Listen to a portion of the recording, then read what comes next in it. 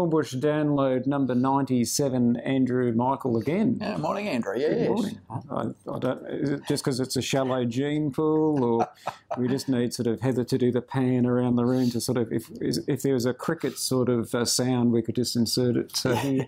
Because it's a bit quiet here, Dornbusch Partners, staff-wise, but certainly business-wise, it's humming along at the moment, isn't it? It's just... How amazing, 2 weeks ago, Heather comes in, does this sort of emergency Brexit thing for us. Everyone's running around with their hair on fire. Fast forward 2 weeks, FOMO is alive and well, the fear of missing out, and it's just... Can you pick it? Yeah, I was just going to say that very thing, Andrew. All the fear and, distraught caused around the UK exit from the European Union is a distant and far memory now. We've certainly heard in the last couple of days the political system now seemingly stabilising with Theresa May coming in basically. Not Theresa Green, Theresa May. As of tonight. So, of course, albeit we've had a bit of a whinge about our political system here, it's nothing compared to what the guys in the UK have gone through in the last month or so.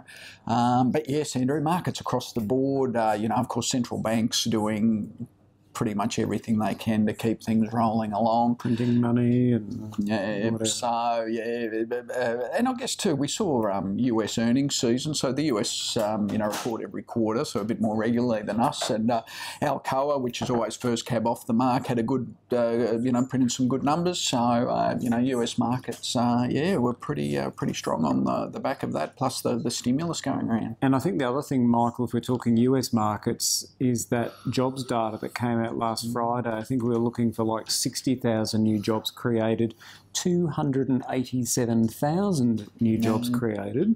So this fear that the US economy is slowing, I mean, again, the data is patchy, but that was a huge beat. Like nearly 5 times expectation. So we're sort of almost getting into, dare I say, Goldilocks, where it's not too hot, not too cold. Interest rates seem to be okay. I'm talking overseas. Interest rates seem to be okay. Lots of jobs still being created, decent economic data coming out, decent corporate earnings.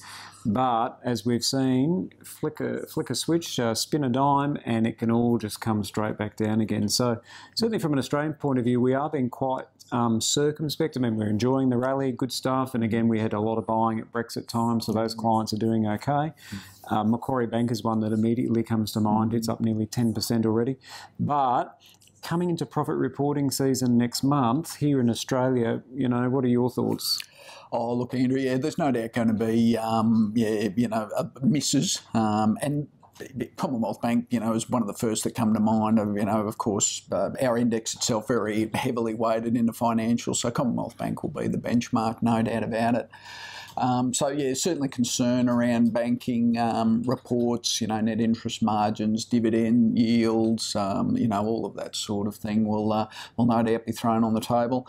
In the mining sector, there's certainly talk of some potential upgrades, based on, a pretty good rally in some of those commodities over the last 6 South 32, months. we've seen had a nice little kick there. Western areas up 10% this morning. Yeah, absolutely. So, but as you know, Andrew, it's all about expectation. It'll just depend upon whether we've underestimated or overestimated. So there'll be a few left field, but certainly I think if we can bank on anything, it's going to be bouncy.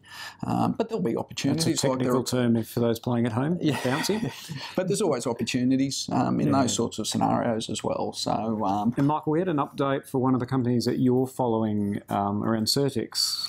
Yeah, Certex. Yeah, it's been we've spoken about Certex, I think, a few times on the download before. It's been a bit of a sleeper. Yeah, it's been a bit of a sleeper. It hasn't really done a great deal, but it did come out with some good revenue figures there the other day. So I think revenue growth for the year was about 16%, 19% in the Americas, which is a great sign. So Certex is one that we could continue to see a bit of a roll into. I see they're down a bit this morning after a couple of days of good gains after that announcement.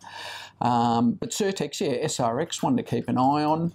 Not a great dividend payer, but you're not buying it for dividend, you're buying it for share price growth. And very quick refresher, of course, yeah, they're the spheres, the microspheres, where they inject these tiny little spheres into livers predominantly, but they're looking at other organs as well. Kidney, colorectal, and if they can get those happening, that's where the next wave of growth will come from.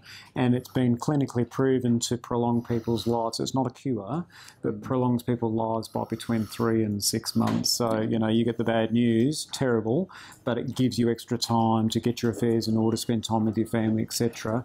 And their growth, as you're saying, has been sort of been 16, 20%. Yeah, absolutely. And that's it. And because it's, that's selected internal radiation, it's not stuff that they have to pump through your whole body. It targets the area. And, my understanding is that the people actually suffering and that are getting a treatment have a bit easier ride along the way as far as, not needing to get their bodies pumped full of poison. Pretty awful stuff. Yeah. And I guess the key thing why it's been so volatile, and you referenced the Americas, is they actually had their CEO for the Americas resign abruptly. And markets don't like that. Markets like clear, consistent succession plan. Now, there's 80 years of collective experience in that US team, so it's not like they are leaderless, but in the context of experience. But I think there's just been a few, some great data coming out, but there's just been a couple of things up from an uncertainty point of view which has been leading to that volatility. But certainly Certex is one of our preferred players, in particular simply because from the offshore income and that falling Aussie dollar. Michael, anything else you wanted to cover up? No, that's about it, Andrew. A bit of data coming out of China at the end of this week. So GDP, industrial production. So some big news coming out of there. So that might stir things up a bit. But hopefully, we get the wave of good economic news sort of continuing to roll on. And last thing, no change in interest rates. It was last week, wasn't it? Sorry, it's all blur at the moment. But certainly if the inflation data in early August comes out fairly low, then there's a really high probability that we're going to see another interest rate cut, which should again also be supportive for share market. So in summary, 2 weeks on, Brexit. What was Brexit? Brexit, what? See you next week. Thank you.